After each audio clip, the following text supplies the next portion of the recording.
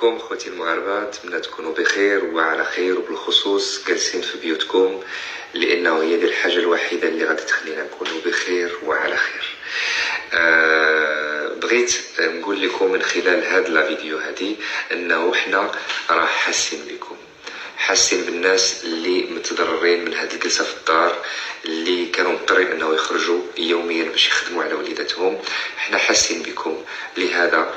قررنا حنا كفنانين نتضامنوا ونشاركوا في صندوق التضامن اللي داروا لنا سيدنا الله ينصرو،